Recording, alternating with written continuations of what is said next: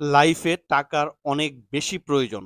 কিন্তু ভালোবাসা ছাড়া বেঁচে থাকা সম্ভব না। পার্টনারকে শুধু টাকা দিয়েই খুশি রাখা যায় না, ভালোবাসা দিতে হবে। হ্যাঁ, টাকা জীবনের প্রয়োজন। আমরা এই যে ঘুরতে বের হয়েছি, এখানেও কিন্তু টাকা প্রয়োজন। যদি টাকা না থাকে তাহলে কিন্তু ঘুরাও পসিবল না। কিন্তু টাকা আছে, ঘুরার যদি সেই মনটা না থাকে তাহলে আপনারা ঘুরতে পারবেন না। আসসালামু আলাইকুম। সবাই কেমন আছেন? আশা করব সবাই অনেক ভালো আছেন। যারা আমাদের কাপ্তায়ের বিগত ব্লগগুলা দেখেননি অবশ্যই স্ক্রল করে পেছনের ব্লগগুলা দেখে আসবেন। আমরা ঘুম থেকে উঠেছি সেই ভোরে। ভোর ৫ টায় উঠেছি, এখন সকাল ৬ টা।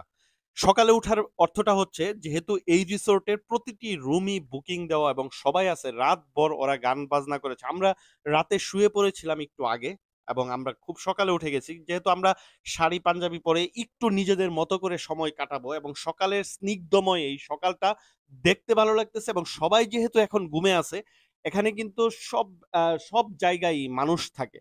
তো আমরা এখন শুধুমাত্র এই জায়গাটা আমাদের দখলেই আছে। আমরা দুজনই পুরা রিসোর্টটা ঘুরে বেড়াচ্ছি এবং রিসোর্টের সামনে কাপ্তাই কর্ণফুলী নদী। কর্ণফুলী নদীর সামনে আমরা বসে আছি এবং দেখে দারুণ লাগতেছে এবং দোলনায় দুলতেছি।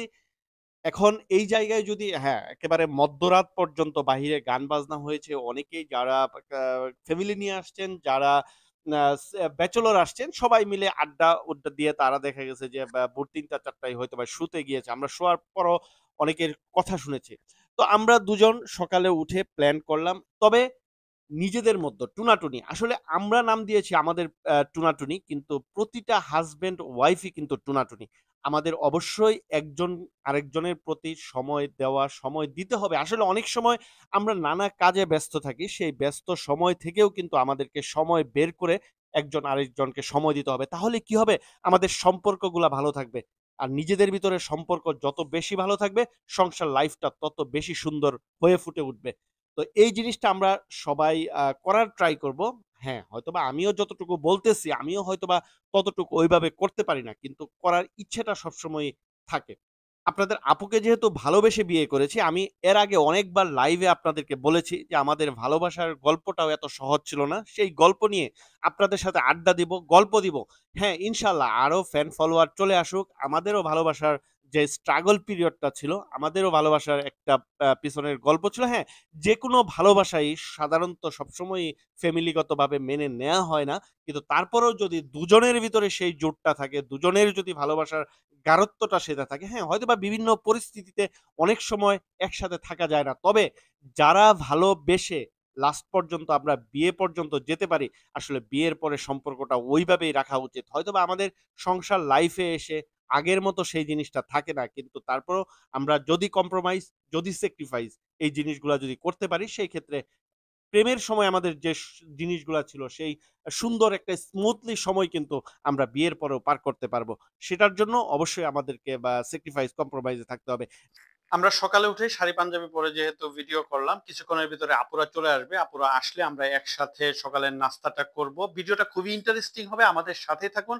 আপুরা আসতেছে, একটু অপেক্ষা করুন। ভিডিওটা খুবই ভালো লাগবে। আজকে আমাদের রিসোর্টে মেহমান চলে আসছে। ওই যে আপু, সাদিয়া আপু, ফাবিহা, মুশফিক। মুশফিক আজকে সকালেই ঢাকা থেকে আসছে এবং ভাইয়া আসতে পারেনি যেহেতু ভাইয়া হুইল চেয়ারে বসা। উনি উনাদের কটেজেই আছে। তো সকালবেলায় আপুদের বলেছি যে সকালেই চলে আসবেন। সকালে হ্যাঁ, তবে সকাল থেকে রাতের ভিউটা অসাধারণ লাগে। মুশফিক, ফাবিয়া, আপু চলে আসছে এবং আমাদের রিসোর্টটা ঘুরে দেখার আমাদের বাড়ি বেড়ানোর জন্য উনাদেরকে গতকালকেই দাওয়াত দিয়েছিলাম যে আমাদের বাড়িতে চলে আসবেন। তো আপুরা সকাল, সকাল আসছে। মুশফিক, ফাবিয়া ওদের খুবই দারুণ লাগতেছে। তবে দিনের থেকে রাতের ভিউটা অসাধারণ। আমি অবশ্য ওনাদেরকে রাতে আসতে বলছিলাম যেহেতু মুশফিক গতকালকে ছিল না। আর আজকে আমরা দুপুর সকাল ১১ টায় রুম ছেড়ে দিব। তার জন্য ওনাদেরকে বলেছি সকালেই আসার জন্য। দারুণ একটা পরিবেশ, দেখতে ভালো লাগতেছে। তবে ভাইয়া যদি আসতো সম্পূর্ণ ফুলফিল হয়ে যেত। কিন্তু যাক, কিছু করার নেই। তারপরেও ভাইয়া গতকালকে আমাদের যেই পরিমাণ সময় দিয়েছে, ভাইয়াকে অসংখ্য ধন্যবাদ। ধন্যবাদ দিলেও কম হয়ে যাবে। কারণ এই অবস্থায় হুইল চেয়ারে বসে আমাদেরকে কাপ্তায়ের বিভিন্ন জায়গা দেখানো সেটা সত্যিই অসাধারণ লেগেছে আমাদের। তো আপু, মুশফিক, ফাবিহা ওরা দোলনা খাচ্ছে। আপনাদের আপুও ছিল এবং আমরা টোটাল সময়টা কাপ্তায়ের যে ব্লগগুলা ছিল হয়তোবা আর ১ টা ২ টা ব্লগ থাকবে। আগামীকালকে থাকবে আমরা যে বিদায় নিয়ে যাচ্ছি কাপ্তাই থেকে। তবে কাপ্তাই থেকে বিদায় নিলেও আমরা যাচ্ছি কিন্তু চট্টগ্রাম, চট্টগ্রাম পতেঙ্গা সি বিচ। আর বঙ্গবন্ধুর টানেল নিয়ে সামনে থাকবে আমাদের এক্সাইটিং ব্লগ। অবশ্যই আপনারা মিস করবেন না। যারা কাপ্তাইয়ের পিছনের ব্লগগুলো দেখেননি অবশ্যই ভিডিও সেকশনে গিয়ে পিছনের ব্লগগুলো দেখে আসবেন। তো আপুদের সাথে খুবই এনজয় করলাম, দারুণ একটা মুহূর্ত কর্ণফুলী নদীর তীরে। তবে সকালবেলা এই সময়টা নদী শান্ত, স্রোতস্বিনী নদী, তবে নীরব নদী। তবে এখানে কায়াকিং আমরা করতে পারিনি, এখানে কায়াকিং এর ইয়ে আছে। তো আমরা এখন বিদায় নিব। আপনাদেরকে বলতেছি যেহেতু সকালের ব্রেকফাস্টের সময় হয়ে গেছে, তো আমরা উপরে চলে যাব। ওনাদের রেস্টুরেন্টটা যেহেতু উপরে, উপরে গিয়ে আমরা সকালের খাবারটা খাবো। জানি না আপনাদের এই কাপ্তাইয়ের ব্লগগুলা কেমন লাগলো, তবে আমরা খুব এনজয় করেছি। বিশেষ করে আপুরা যেহেতু আমাদের সাথে ছিল পুরো সময়টা, আসলে এত অল্প সময়, মানে আমরা এত দ্রুত যে সময় চলে যাবে সেটা কখনোই ভাবতে পারিনি। আর ঘুরতে গেলেই আসলে সময়টা দ্রুতই চলে যায়। তো আমরা উপরে চলে যাচ্ছি, ওনাদের রেস্টুরেন্টে যাচ্ছি। রেস্টুরেন্টে গিয়ে সকালের ব্রেকফাস্ট করব। তো আজকের ব্রেকফাস্টে রুটি থাকবে না। আজকের ব্রেকফাস্টে থাকবে হচ্ছে খিচুড়ি, ডিম এবং উনাদের যে সবজি সেটা দিবে। তবে খেতে দারুণ লেগেছে। আমি প্রথমেই বলবো এই রেস্টুরেন্ট নিঃস্বর্গ ভ্যালি রেস্টুরেন্ট, রিসোর্ট এবং রেস্টুরেন্ট, এখানে আপনারা সবসময়ই এসে খাবার খেতে পারবেন। যারা কাপ্তাই আসেন এখানের খাবার এত টেস্ট, এটা বলার বাইরে। আপুরা খাবার খেয়েই বিদায় নিবে, কারণ ভাইয়া যেহেতু রুমে একা, সকালে নাস্তা খাবে, এর জন্য আমরা জাস্ট দ্রুত খাবার খাবো। খাবার খেয়ে চা খেয়ে আপুদেরকে বিদায় দিয়ে দিব।